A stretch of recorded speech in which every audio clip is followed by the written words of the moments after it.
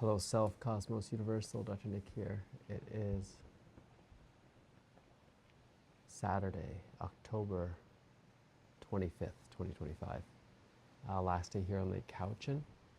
This is magic mirror work. I'm sitting out here by a little fire bowl at around 7:59 a.m., just after sunrise, looking over the lake. It's windy, it's a little chilly.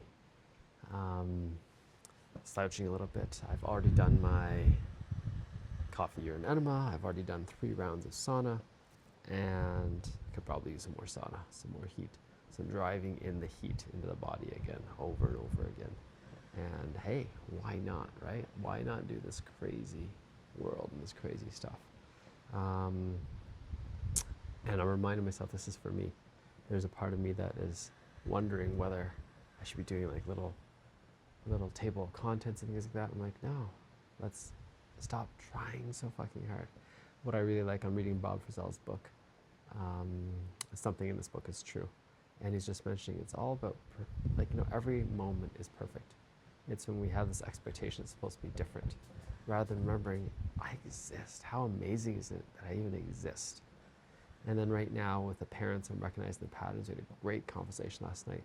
I also saw, while we were out in the pub, not the best food for us, but we saw the Blue Jays in the first game of the World Series with the Dodgers, and their 9-run bottom of the 6th inning, I think. It was great watching a grand slam, live. It felt really cool to be part of these sports moments sometimes, while we're also talking about money and health and education and parenting and patterns and siblings and everything else and emotions, and recognizing how can I actually be with what's going on, recognizing how smart my mom actually is. She got it really quickly. We were talking about some money stuff really quickly, and I think it's a reminder for how smart she is, but how to actually channel that into understanding some of the bigger concepts rather than some of the details.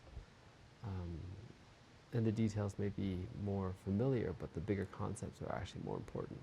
And she'll probably at some point get into the details and do her own self-custody. Remembering food, had so much eat hate yesterday, whether it's the deep fried pork rinds or whether it was the burger or the onion rings or the pizza.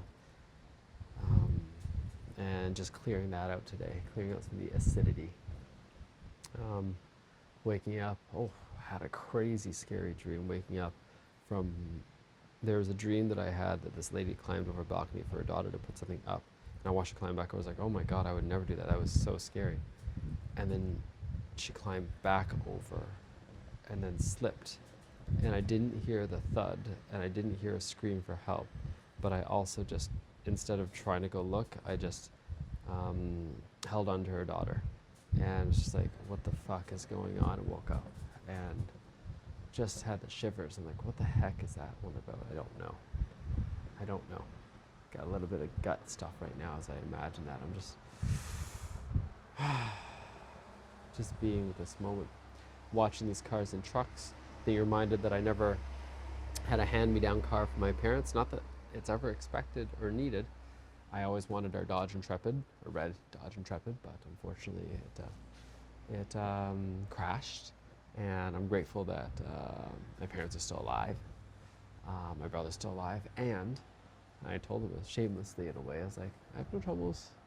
I'm looking forward to receiving some assistance for the car that I want next, because I can see myself. I want to get an off-roading luxury probably kind of vehicle, whether it's a Toyota 4Runner, whether it's a Lexus GX5 or 550, ooh, that's too new, 460, or an LX 570.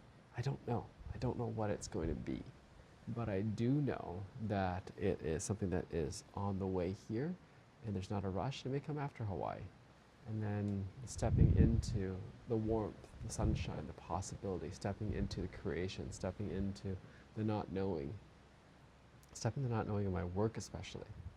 How do I keep expanding this? How do I keep getting supported to expand it? How do I trust my team? How do I keep meeting with them? How do I lead? How do I be the visionary? How do I keep seeing without being blind by what I'm seeing?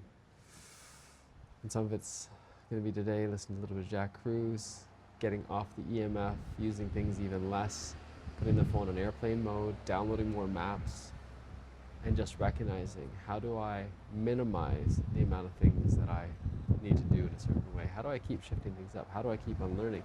How do I do the wire transfer?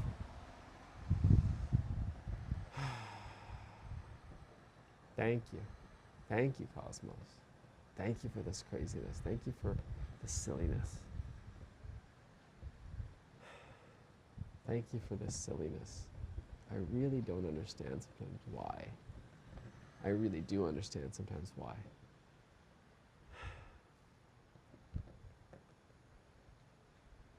Thank you for stopping using things like AirPods, even though I love that kind of technology. Just being reminded, if I'm going to use it, really use it. Like right now, really use it. Use this phone. Use it for these videos. Was with some dear friends yesterday, and they're talking about, man, they had arguments on the edge of divorce. They had so much stuff, and there's so much love, so much understanding, so much clarity, so much learning that happens, so much sharing, so much playing with the kids.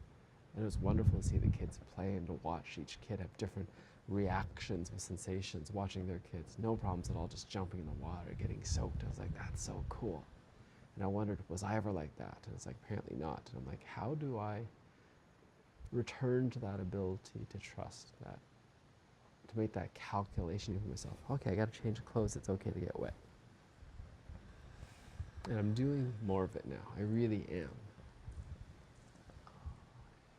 Don't know if that was a hummingbird or if that was something else, and it's okay either way. And then recognizing, how do I make something like this lake living work at times, whether it's coming here for a week or two at a time, whether it's, I don't think we just want to live in Airbnbs. I don't think we just want to live part-time. Having a base somewhere really does make a difference, but not being attached or needing to stay in the base makes a big difference too. How to make almost a tiny home that works. A mobile home that works for right now, having someone build that and being okay with that, being okay with like a second barn, a second building, a second room, a second house. Be like, all right, this is it for now. This is a home base for now. This is a place to store stuff for now. This is a place to return to for now. Only for now.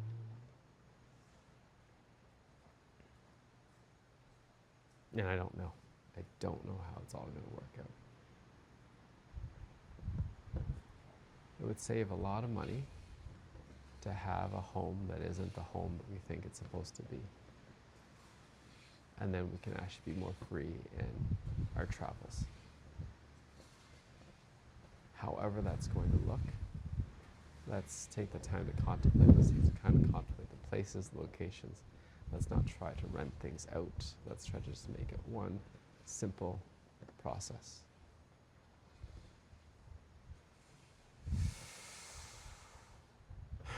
Minimizing the amount of overlap of connections with people that we really don't want to have that much connection with.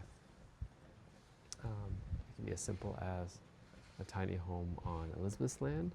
It could be as complex as being on someone else's land that we don't really want to be on. And I think that's important just to notice. And then just taking a breath and letting it go. Taking a breath and letting it go. Taking a breath and letting it go.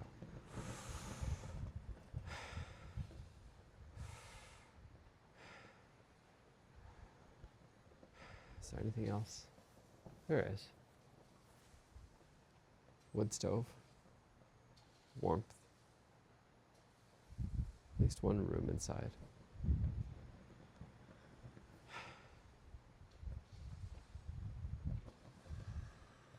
Somewhere where she can get the food she wants, where we have enough freezer space to freeze some really good Chinese food if that's the case. Somewhere where we can connect with people we love. All those things are important. How to step into it.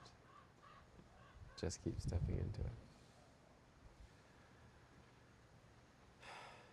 Just keep stepping into it. Just keep stepping into it. All right, is there anything else?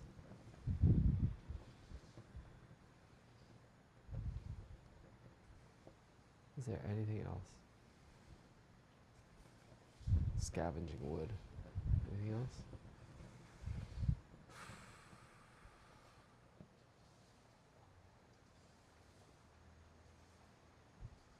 having chats about the things that we play our tricks on, the mistakes, and we're going to write those messages. All right, ciao for now.